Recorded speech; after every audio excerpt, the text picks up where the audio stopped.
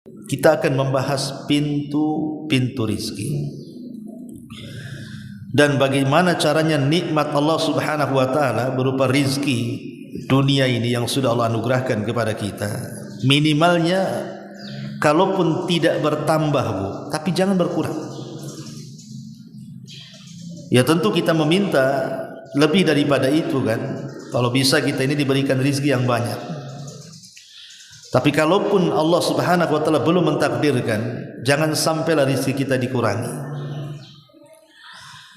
Apa saja amalan-amalan atau perkara-perkara yang bisa mendatangkan rizki dan keberkahan.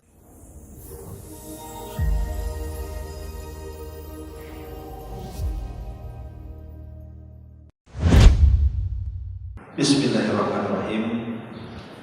Assalamualaikum warahmatullahi wabarakatuh. Alhamdulillah, alhamdulillahilladzi kafana wa hadana ila siratal mustaqim. Asyhadu an la ilaha illallah wahdahu la syarika lah wa asyhadu anna Muhammadan abduhu wa rasuluhu alladzi la nabiyya ba'da. Amma ba'd.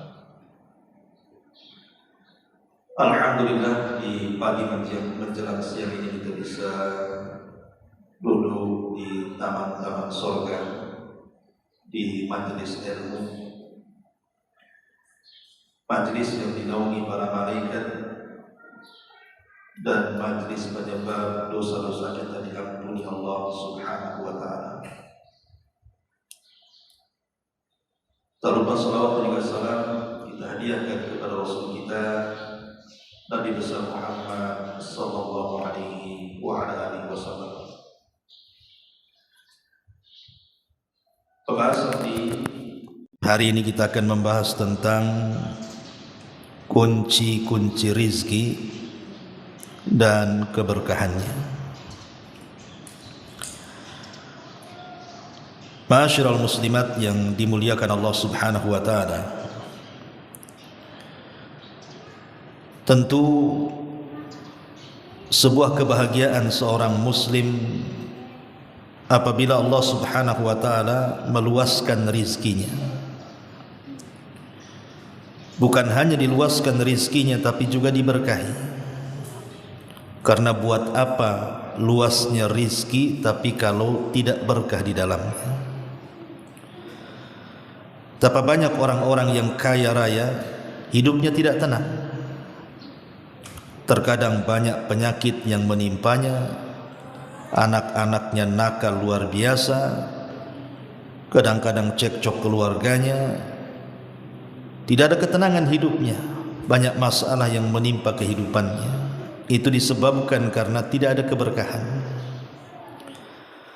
Tapi sebaliknya orang-orang yang mungkin pas-pasan rizkinya, tapi Allah Subhanahu wa taala berikan kebaikan dan keberkahan, maka hidupnya tenang.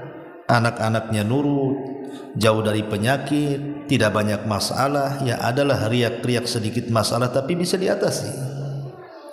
Itu disebabkan karena berkahnya rizki. Nah, kita akan membahas tentang bagaimana kiat-kiat kita ini dianugerahkan rizki dari Allah Subhanahu wa taala, bukan hanya rizki yang banyak tetapi juga diberkahi. Penting kalimat berkah dalam rizki itu. Dan rizki itu bukan hanya sebatas kekayaan. Rizki itu bukan hanya sebatas harta benda dunia. Tapi rizki itu luas. Ilmu rizki. Ibu diberikan suami yang baik, rizki. Diberikan anak-anak yang soleh dan soleha, rizki. Diberikan tempat tinggal, walaupun tidak besar, yang jelas tidak kehujanan dan kepanasan, itu rizki. Diberikan tetangga-tetangga yang baik, rizki. Diberikan pergaulan yang indah juga rizki. Diberikan pengetahuan ilmu, termasuk hadir di majelis taklim ini juga rizki. Dia rizki Allah itu luas. Dan seutama-utama rizki adalah rizki yang Allah anugerahkan ke hati kita berupa kelapangan. Kita jadi lapang dada, hidup kita ini tidak pernah rungsek. Sebab kalau hati itu lapang, semua jadi lapang di depan mata kita. Rumah yang sempit jadi lapang gitu ya. Suami juga, mungkin pasangan juga enak dipandang, anak-anak juga tidak ada masalah karena hatinya lapang. Tapi kalau disempit ini, Masya Allah, kadang-kadang semua jadi sempit kan Bu. Rumah yang lebar jadi sempit gitu ya. Nengok suami kayak setan kan kadang-kadang. Nengok anak-anak juga jengkel lah, macam-macam. Tapi yang kita fokuskan pada pagi hari ini atau pagi menjelang siang ini, kita akan membahas pintu-pintu rizki dan bagaimana caranya nikmat Allah Subhanahu wa taala berupa rizki dunia ini yang sudah Allah anugerahkan kepada kita. Minimalnya kalaupun tidak bertambah Bu, tapi jangan berkurang. Ya tentu kita meminta lebih daripada itu kan. Kalau bisa kita ini diberikan rizki yang banyak. Tapi kalaupun Allah Subhanahu wa taala belum mentakdirkan, jangan sampailah rizki kita dikurangi. Apa saja amalan-amalan atau perkara-perkara yang bisa mendatangkan rizki dan keberkahannya? Yang pertama, at-taqwa, berusaha untuk bertakwa. Dan takwa artinya menjalankan perintah dan menjauhi larangan. Itu secara singkat. Di dalam surah At-Talaq ayat 2-3 Allah mengatakan, "Wa man yattaqillah yaj'al lahu makhraja wa yarzuqhu min haitsu la yahtasib." Barang siapa yang bertakwa kepada Allah Subhanahu wa taala, maka Allah akan carikan setiap kesulitannya jalan keluar. Dan Allah akan berikan rizki dari arah yang tidak disangka-sangka. Kenapa kemudian Allah Subhanahu wa taala mengatakan bahwa orang yang bertakwa itu setiap kesulitannya akan diurai dan setiap rizkinya akan dimudahkan, bahkan dari arah yang tidak disangka-sangka lagi, kata Allah. Karena orang yang bertakwa itu Bu, dalam hidupnya melibatkan Allah. Ibu memasukkan Allah ke dalam rumah. Kalau setiap permasalahan yang ibu hadapi, Allah Subhanahu wa taala ibu ikut campurkan di dalamnya. Jadi Allah ikut menangani masalah yang ibu hadapi, maka sebesar apapun masalah yang ibu hadapi, pasti Allah akan urai sedikit demi sedikit. Apalagi perkara kecil. Tapi kalau seandainya Allah Subhanahu wa taala tidak ibu libatkan dalam permasalahan ibu untuk menyelesaikannya, permasalahan kecil jadi besar, permasalahan besar tidak bisa keluar. Karena yang namanya masalah itu datang dari Allah, dan Allah lah yang akan mengurainya. Dan itu dengan cara apa?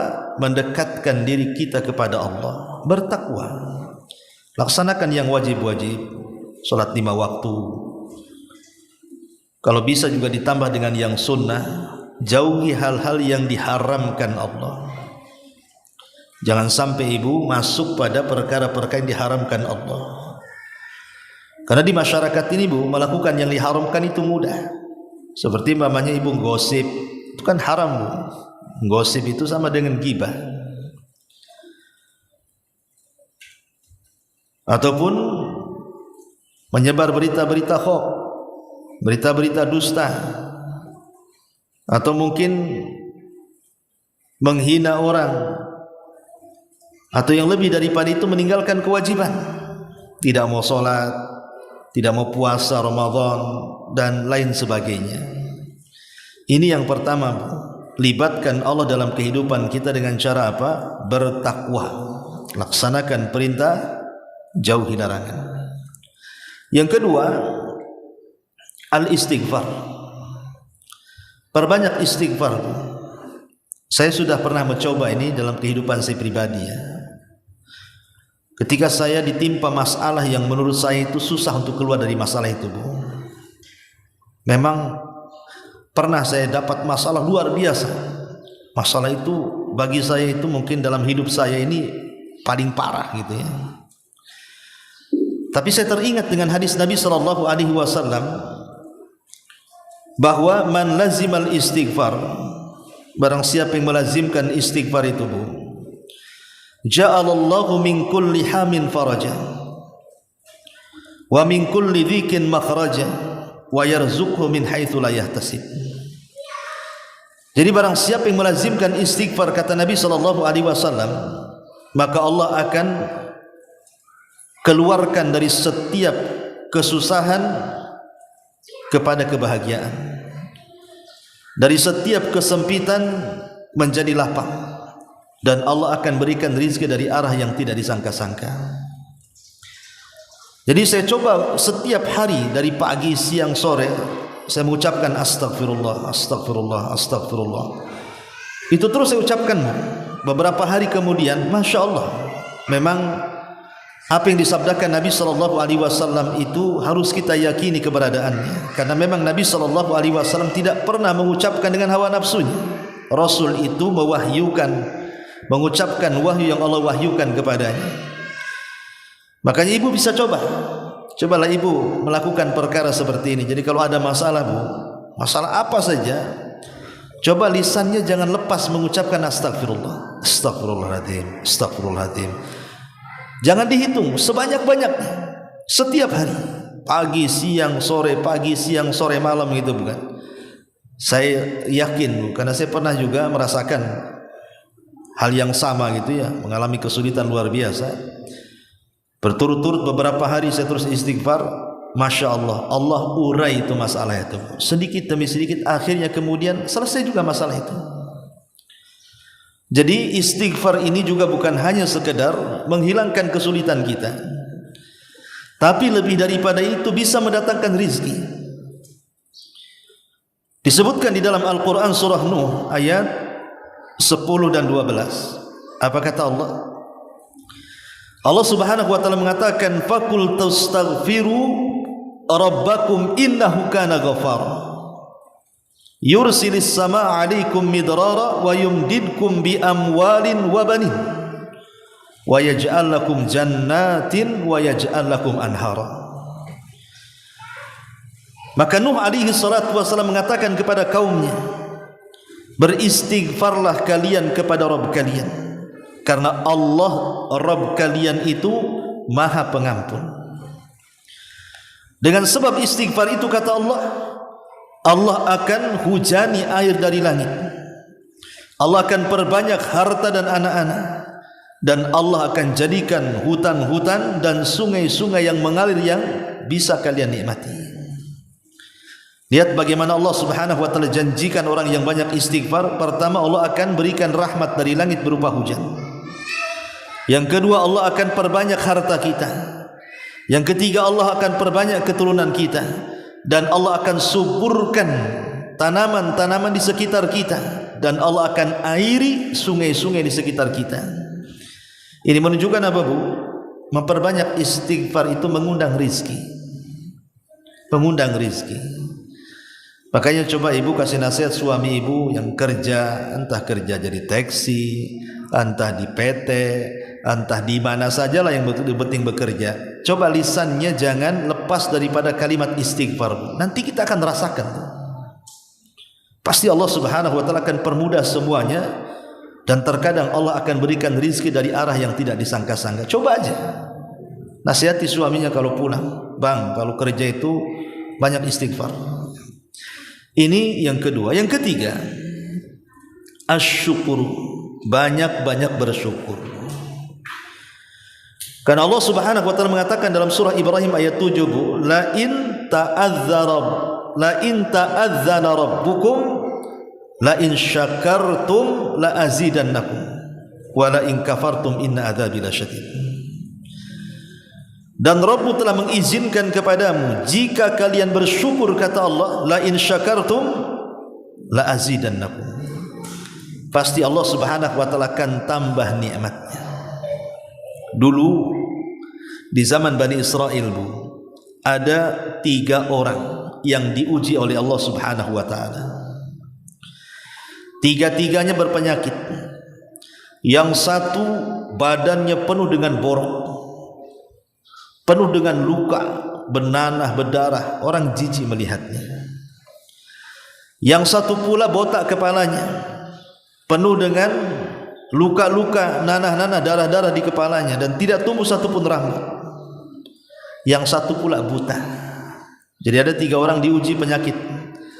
Satu kulitnya rusak, satu kepalanya rusak, dan satu matanya rusak. Jadi Allah Subhanahu wa taala mengutus malaikat untuk menguji 3 orang ini.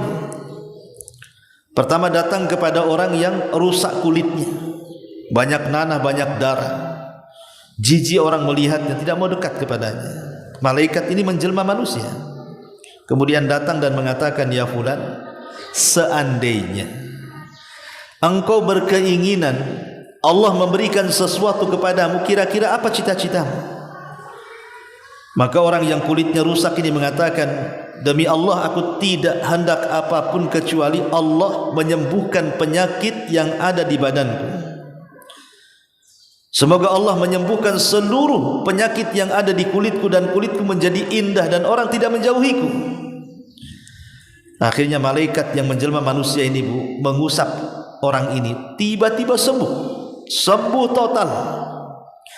Kulitnya menjadi indah dan manusia tidak menjauhinya lagi. Bahkan dia yang paling indah kulitnya di antara semua kulit-kulit di kaumnya. Kemudian setelah itu malaikat berpindah kepada orang yang botak, penuh dengan cacat di kepalanya, tidak ada satu helai rambut pun tumbuh di kepalanya. Manusia jijik melihatnya dan tidak mau mendekatnya. Jadi malaikat ini bertanya dengan tanya yang sama dengan yang pertama tadi, kalau seandainya Allah kabulkan permintaanmu, kira-kira apa yang kau minta kepada Allah? Maka dia mengatakan, aku tidak minta sesuatu kecuali Allah menyembuhkan penyakit di kepalaku dan Allah tumbuhkan rambut di kepalaku sehingga aku memiliki rambut yang indah dan manusia tidak menjauh dariku. Akhirnya diusap tuh kepalanya, sembuh. Akhirnya penuh dengan rambut dan rambutnya seindah-indah rambut di kaumnya. Kemudian malaikat ini mendatangi orang buta. Orang buta. Pertanyaannya sama, kira-kira kalau seandainya Allah mengabulkan permintaanmu, apa yang kau minta? Dia mengatakan, demi Allah aku tidak mau apapun kecuali aku bisa memandang. Akhirnya diusaplah kemudian matanya, kemudian sembuh total. Dia bisa melihat. Nikmatkan, Bu. Allah berikan nikmat berupa kesembuhan cacat yang ada di kulit, yang satunya Allah berikan kesembuhan yang diderita cacat di kepala, yang satunya pula orang buta bisa melihat. Lah sebelum malaikat ini pergi, Bu, malaikat ini menghadiahi beberapa ternak kepada 3 orang ini. Orang yang sembuh dari penyakit kulit diberikan unta sepasang. Kemudian yang cacat kepalanya diberikan sapi sepasang. Dan yang buta sembuh diberikan kambing sepasang. Kemudian malaikat meninggalkan mereka 3-tiganya. Entah berapa lama, berapa tahun Allah Subhanahu wa taala luaskan rizkinya, Bu. Tiba-tiba untanya beranak pinak, sapinya beranak pinak, kambingnya beranak pinak. Akhirnya 3 orang ini menjadi orang yang paling kaya di kaumnya. Karena di zaman itu kekayaan dilihat dari peternakan, Bu. Kan kekayaan itu kan berdasarkan daerah. Kalau di desa ya orang yang luas tanahnya kaya, yang banyak ternaknya kaya, kan begitu, Bu ya. Jadi zaman itu kekayaan dinilai dari peternakan. Jadi orang pertama untanya 1 lembah, orang kedua sapinya 1 lembah, orang ketiga kambingnya 1 lembah. Di sini Allah Subhanahu wa taala hendak menguji tiga-tiganya ini bersyukur atau tidak. Sudah disembuhkan penyakitnya, diberikan pula kekayaan oleh Allah. Akhirnya malaikat yang dulu diutus untuk menyembuhkan 3 orang ini, kemudian memberikan kekayaan, diutus lagi oleh Allah, tapi dalam bentuk manusia yang memiliki cacat. Maksudnya diingatkan akan nikmat. Pertama datang kepada orang pertama yang dulunya punya penyakit kulit yang menjijikan, akhirnya kemudian sembuh dan Allah berikan unta yang banyak.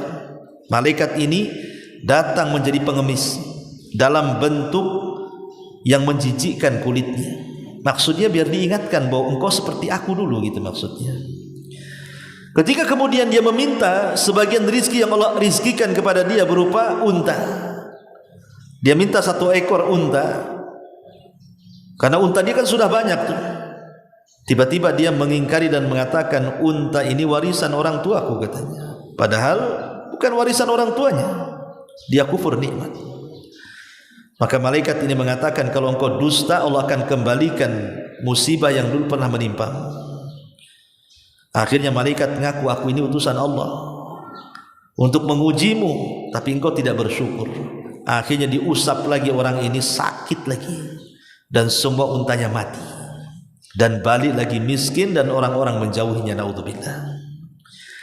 Kemudian malaikat datang ke orang kedua dalam bentuk kepalanya penuh dengan cacat, supaya dia ingat bahwa dia seperti itu dulu. Sama dia minta sedekah berupa seekor sapi, tapi kemudian diingkari bahwa ini bukan dari Allah, ini warisan orang tuaku katanya. Maka malaikat ini mengatakan, aku sudah ingatkan kamu, aku ini malaikat utusan Allah. Kalau kau berdusta, Allah kembalikan musibahmu.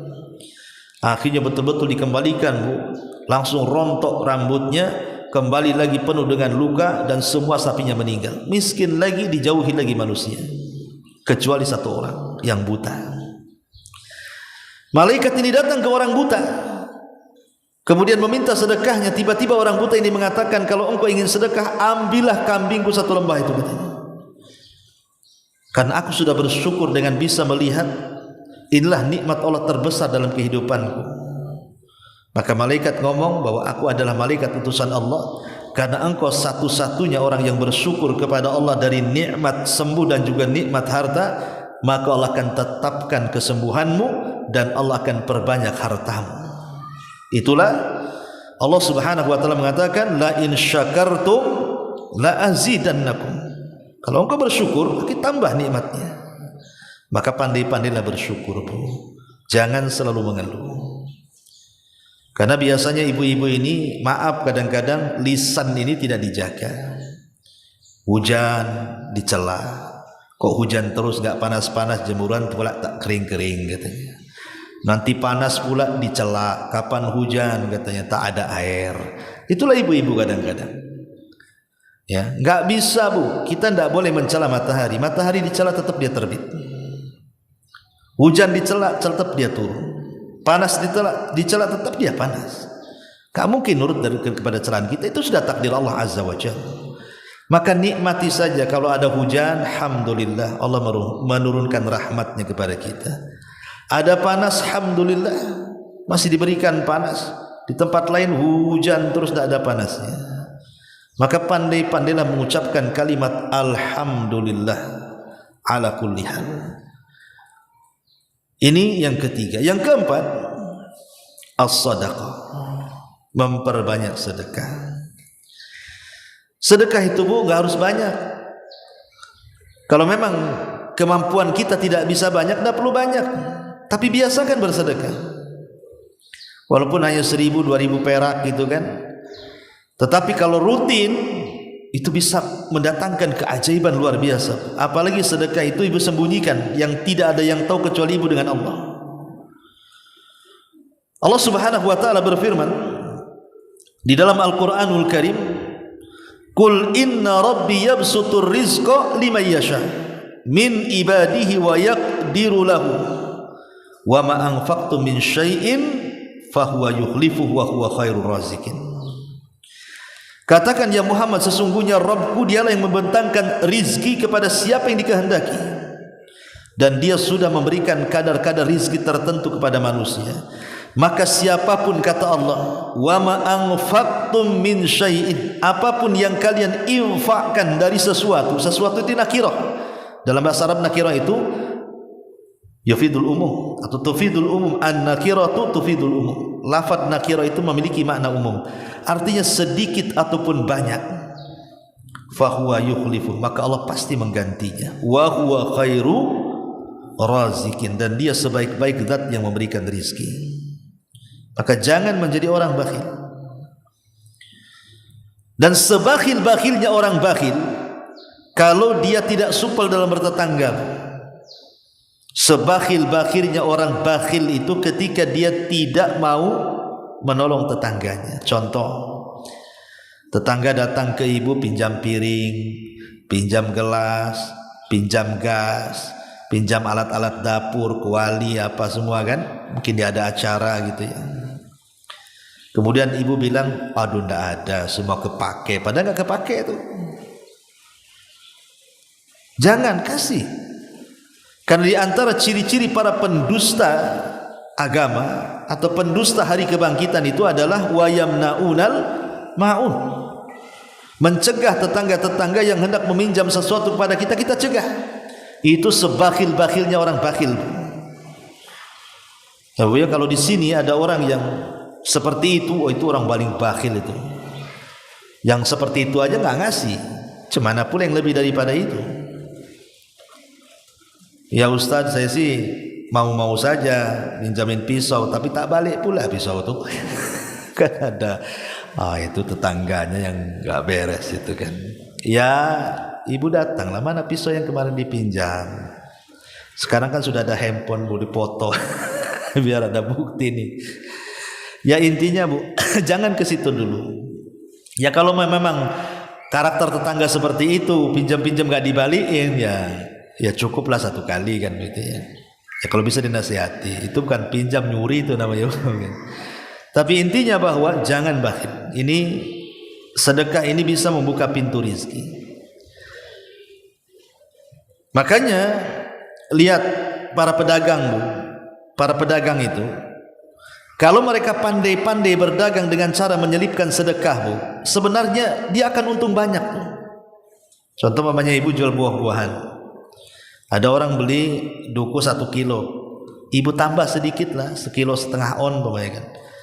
Yang 1 kilo ibu jual, yang 1/2 on ibu sedekahkan. Ini pembeli tidak tahu kalau ibu sedekah 1/2 on itu, tapi Allah tahu. Dengan sebab itu dagangannya akan dilariskan Bu.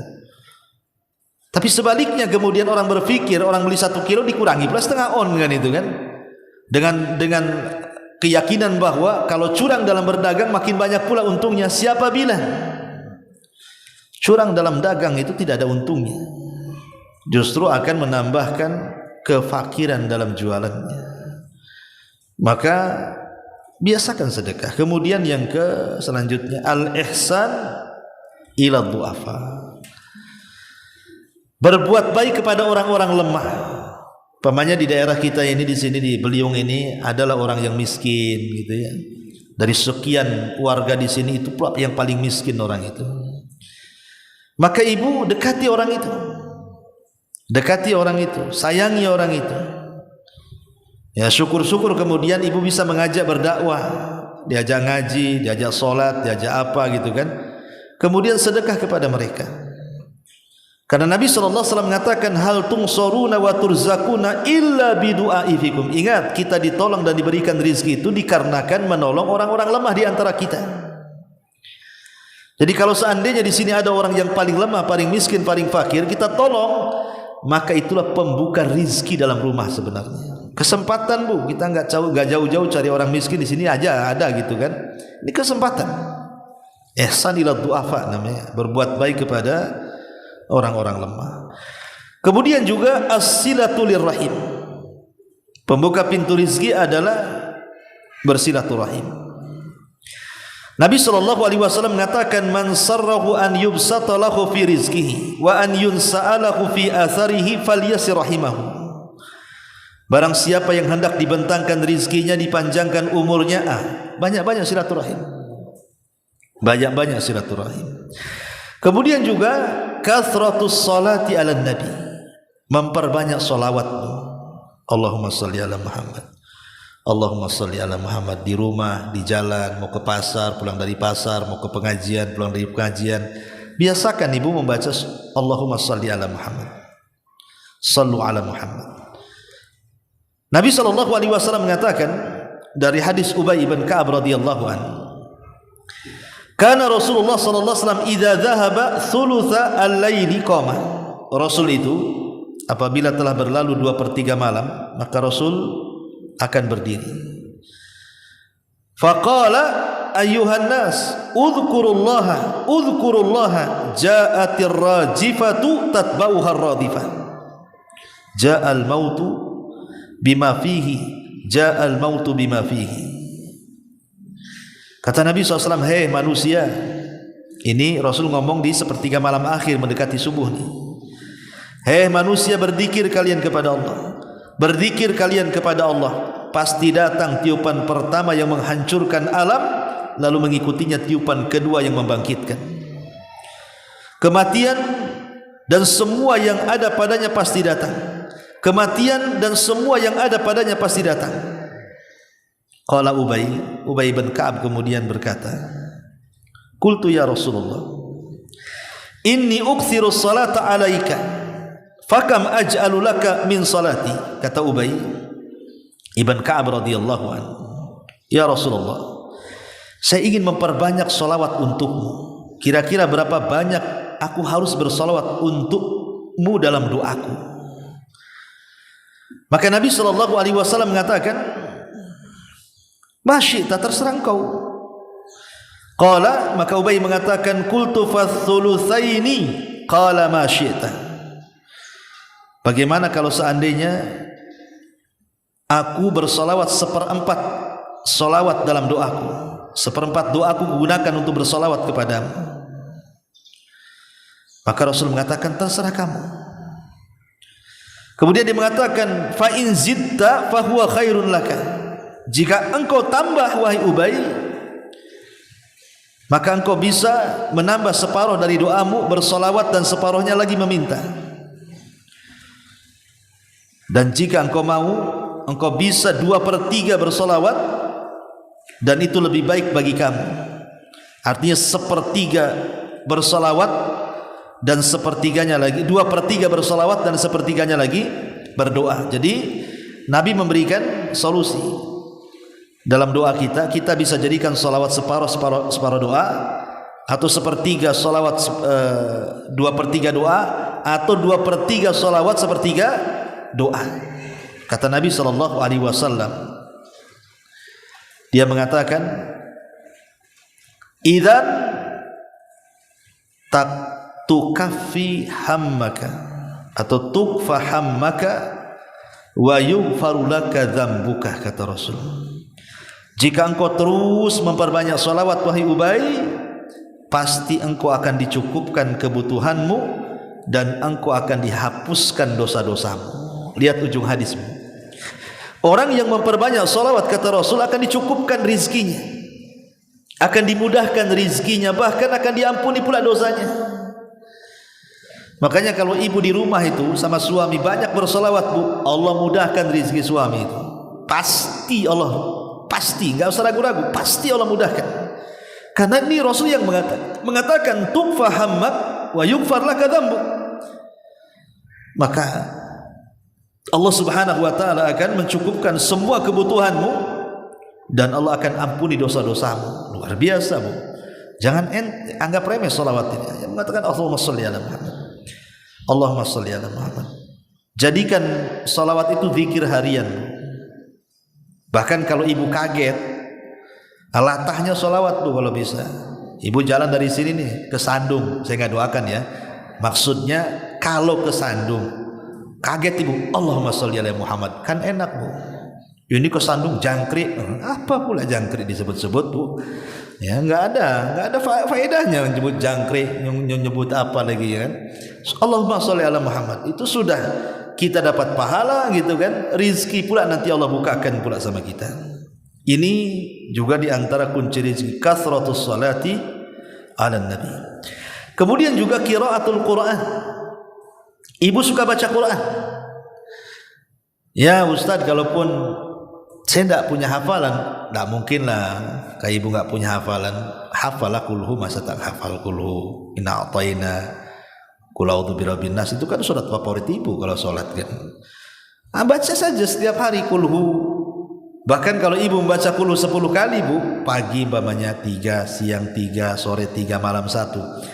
Itu rizkinya bukan hanya di dunia, di sorga ibu bangunkan lagi rumah di sorga, istana lagi dibangunkan. Kata Nabi SAW, barang siapa yang membaca qul huwallah 10 kali dalam sehari semalam, banallahu qasran fil jannah, Allah bangunkan lagi istana di sorga.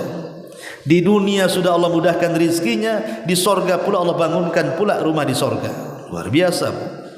Baca Quran ya. Dan kalau bisa baca Quran itu menjadi hobi gitu ya. Ini juga diantara pembuka pintu rizki. Jadi kalau ibu baca Quran terus di rumah, Bu, maka setan-setan lari. Setan-setan itu nggak akan dekat, karena setan itu salah satu penghalang rizki. Ini juga memperbanyak qiraatul Quran. Termasuk juga membuka pintu rizki disebutkan oleh para ulama adalah berdoa kepada Allah Azza wa Jalla. Berdoa kepada Allah. Orang doa itu tidak ada ruginya, Bu. Ustaz, saya sudah banyak berdoa kok nggak dikabul-kabulkan ya. Jangan ngomong begitu. Kalau ngomong begitu justru nggak dikabulkan, tuh. Doa saja. Karena di antara kenapa doa kita tertolak adalah istijal. Apa istijal? Dia ngomong di hadapan Allah, ya Rabb, aku sudah berdoa berkali-kali kok tak dikabulkan sih. Nah, itu istijal namanya. Justru kalau ibu ngomong begitu dalam doa, malah nggak akan dikabulkan. Jangan bicara seperti itu. Yakini Allah dengar doa kita, yakini Allah pasti mengabulkan kita. Cuman pengabulan doa itu kan ada 3 macam, Bu. 1, kadang-kadang Allah kasih secara cash keinginan kita. Habis doa beberapa hari Allah kabulkan. 2, kadang-kadang tidak dikabulkan di dunia, tapi sengaja dikabulkan di akhirat, Bu, untuk mengangkat derajat ibu di sorga. 3, ataupun Allah mengabulkan dengan cara lain. Yang dikabulkan bukan yang diminta. Boleh jadi ibu dihindarkan dari mara bahaya. Yang harusnya suami mengalami kebangkrutan tak jadi bangkrut. Yang harusnya suami mengalami kecelakaan tak jadi celaka. Yang harusnya suami dipecat di perusahaan tak jadi dipecat. Gitu maksudnya. Terkadang pengabulan doa itu dalam rangka menjauhkan dari musibah. Yang kalau seandainya Allah berikan keinginan kita, terkadang tidak lebih berat dibandingkan Allah menyelamatkan kita dari musibah. Makanya perbanyak doa minta rizki kepada Allah. Dan sebaiknya gunakan doa sapu jagat, doa yang menyapu semua doa. Rabbana atina fid dunya hasanah wa fil akhirati hasanah wa qina adzabannar. Ya Allah, berikan dunia yang baik kepadaku, akhirat yang baik kepadaku, dan jauhkan aku dari azab neraka. Ulama tafsir mengatakan maksudnya, ya Allah, berikan dunia yang baik itu mencakup rumah yang luas, pasangan yang soleh dan soleha, anak yang soleh dan soleha, kendaraan yang baik tidak pernah mogok, termasuk juga tetangga yang baik, pekerjaan yang berkah. Itu namanya fid dunya hasanah. Jadi kalau kita mengatakan ya Allah berikan dunia yang baik, berarti mencakup semuanya tuh. Maka jangan ibu malas membaca Rabbana atina fid dunya hasanah wa fil akhirati hasanah wa qina adzabannar. Termasuk juga di antara sebab rizki, ya, kalau memang ibu ada uang untuk umroh gitu kan, berangkat. Jangan terpikir nanti kalau umroh ini habis duit saya 30 juta loh Ustaz katanya. Apalagi haji bisa 100 tuh. Jangan mikir ke situ, Allah ganti, Bu. Karena Nabi SAW yang mengatakan, fatabi'u bainal haji wal umrati fa innahuma yanfiyanil faqra wa dhul. Ikuti haji dan umrah, karena keduanya bisa menghilangkan kefakiran dan dosa. Jadi nggak akan orang umrah itu fakir, nggak akan orang haji itu fakir, pasti Allah akan ganti. Termasuk juga akhdhu bil asbabil kasbi. Ya tentu mencari rezeki itu kan bukan hanya sekedar duduk berdoa, ya Allah kayakan saya, ya Allah kasih anak saya, ya Allah kasih ini kasih itu. Ya tidak mungkin Allah kasih kecuali mengambil sebab. Sebabnya apa? Ya cari keluar, bilang sama suami kerja, nanti Allah kasih kemudahan di jalan. Ya jadi mencari sebab. Ya sebab ini ya bekerja. Bagaimana caranya? Berdagang, berniaga, jadi kuli bangunan, jadi supir taksi, jadi jualan apa kayak kan? Ya, insya Allah siapapun yang berazam keluar rumah dalam rangka menafkahi keluarganya dengan nafkah yang halal, Allah mudahkan rizkinya di jalan. Apalagi dia bertawakal, betul-betul bertawakal kepada Allah, pasti Allah akan kasih rizki seperti Allah memberikan rizki burung yang keluar dari sangkarnya, sedang lapar pulang pula sudah kenyang. Kata Rasul, lau antum tatawakkaluna 'ala Allah haqqa tawakkuli la ruziktum kama yurzaqut tayr yaghdu himasan wa taruhu bitanan, kata Rasul. Kalau kalian bertawakal, betul-betul bertawakal kepada Allah, berdoa dan mencari sebab, maka kalian akan diberikan rizki seperti Allah berikan rizki kepada burung, keluar lapar pulang pula kenyang, sudah ngasih makan anak-anaknya. Ma'asyiral muslimin, muslimat yang dimuliakan Allah Azza wa Jalla, yang terakhir tentunya pernikahan. Jadi kalau ibu sudah punya anak, waktunya sudah menikah, sudah dewasa, nikahkan, karena itu sebab rizki.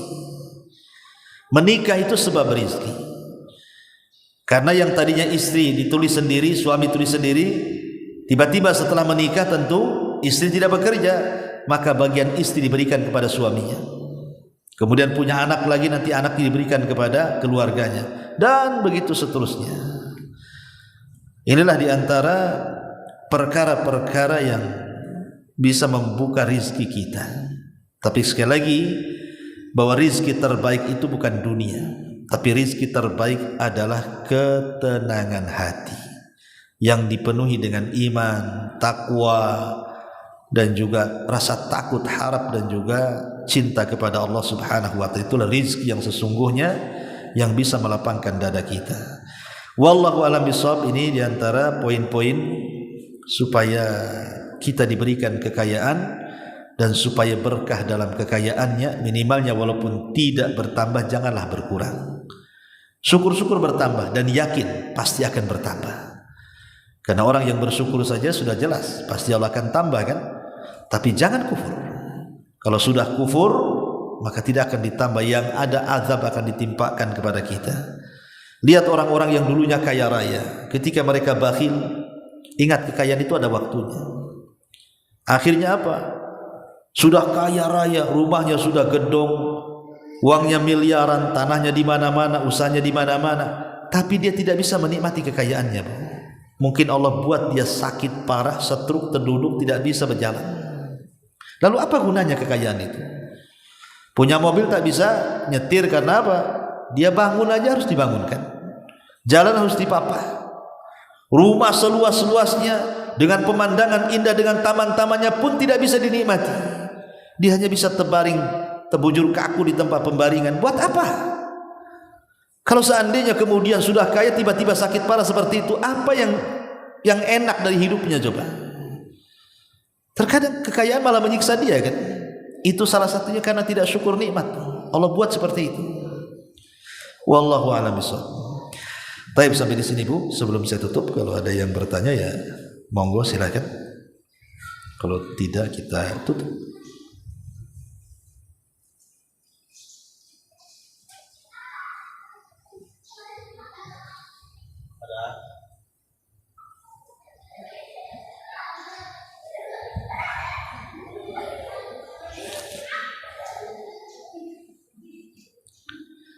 Tidak ada. Subhanallah bihamdika. Syut. Iya, silakan.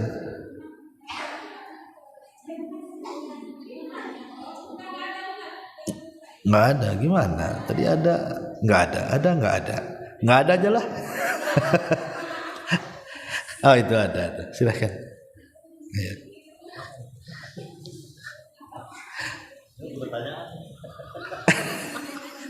Titipan itu.